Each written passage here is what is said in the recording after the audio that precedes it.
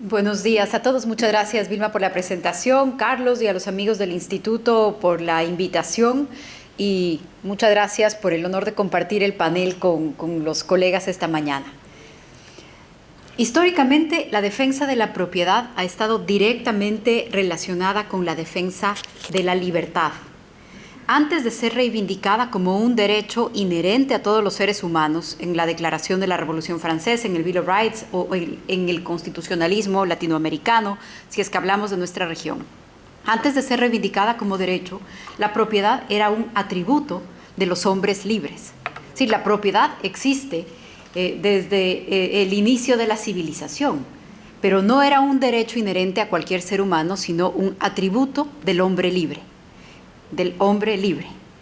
Y entonces la lucha por convertir a la propiedad en un derecho humano es una lucha por igualarnos en libertad.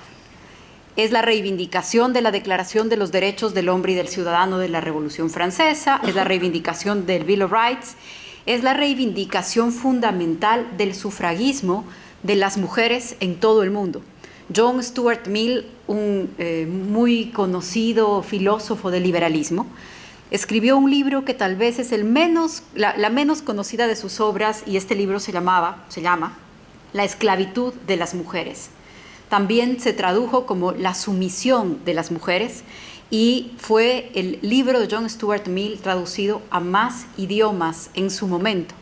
Y en este libro él reivindicaba y exigía, como lo hizo muchas veces ante el Parlamento inglés en su condición de legislador como Lord, que la manera de terminar con una situación de esclavitud de las mujeres era garantizar para ellas su derecho a sufragar y a tener propiedad.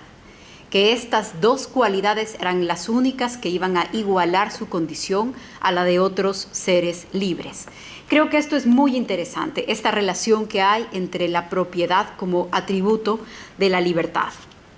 Y creo que eso también es lo que está en juego hoy en nuestros países, porque la privación de propiedad es una forma de privación de libertad, porque es una manera de someter a los pueblos, es una manera de someter a las familias y a los individuos.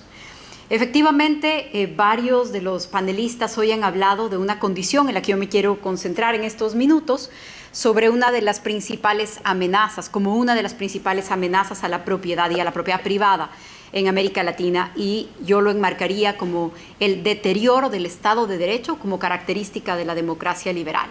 Si podemos encontrar un elemento común entre varios de los ejemplos de los que hemos hablado, es decir, no hay manera de garantizar la propiedad si es que se sigue deteriorando el Estado de Derecho en nuestros países. Las democracias liberales exigen que exista un Estado de Derecho para poder garantizar la propiedad más allá de una declaración formal.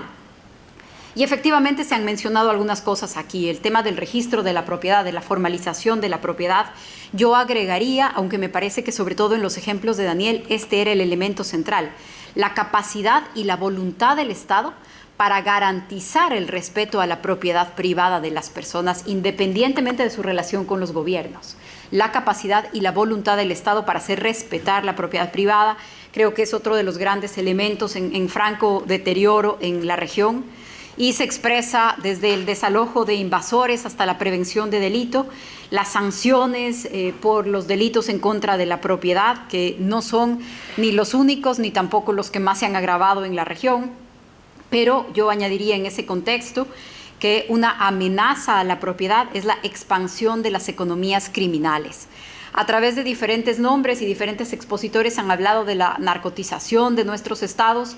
Yo diría que es urgente pasar de la discusión de la narcotización o de cómo están penetrados muchos de nuestros países o nuestros estados por las economías ilegales vinculadas al narcotráfico. Es indispensable ampliar esa discusión a muchas otras formas de economía criminal y a muchas otras redes criminales. En la triple frontera de la que hablaba hace poco Guido, en la frontera que comparte Bolivia con dos de sus grandes vecinos, el tema del contrabando, que se ha convertido en una de las más grandes economías ilegales en la región, la trata de personas, la minería ilegal, la lista es inmensa y tenemos que ampliar esa discusión, pero mientras los estados permiten la expansión de la economía criminal, no hacen nada o hacen muy poco, en algunos casos por sus propias vinculaciones con esas economías criminales, pero esta también es una gran amenaza porque hay una competencia desleal entre quien contribuye en el marco de la formalidad y la legalidad al desarrollo económico de una zona, y eso es imposible de competir con las prácticas y con las lógicas de las economías criminales. Y para terminar, yo quisiera añadir un elemento, porque creo que los otros se han mencionado ya, quisiera añadir un elemento sobre estas amenazas de la propiedad.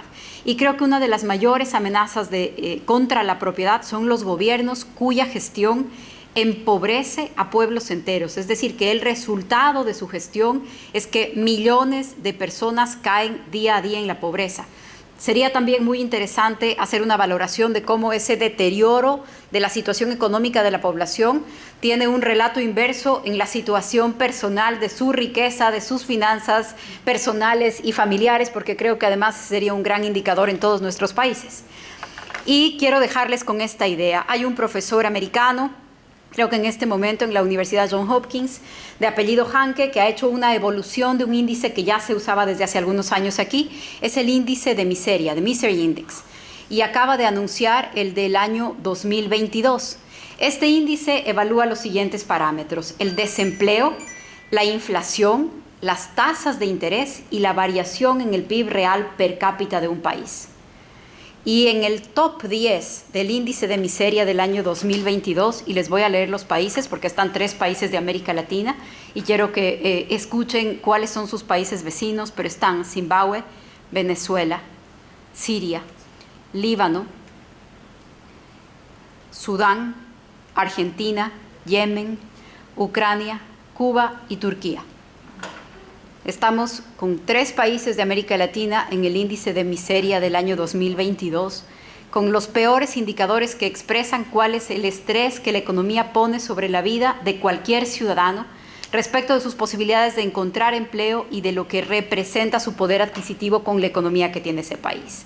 Creo entonces que tenemos que incluir en esta discusión que hay una gran violación al derecho a la propiedad, no solo cuando un Estado, un poder formal o no, va en contra de la propiedad de una persona. Creo que también hay una gran violación cuando hay estructuras políticas enteras impidiendo el acceso a la propiedad de pueblos enteros, impidiendo su acceso a condiciones de bienestar, de dignidad y de libertad.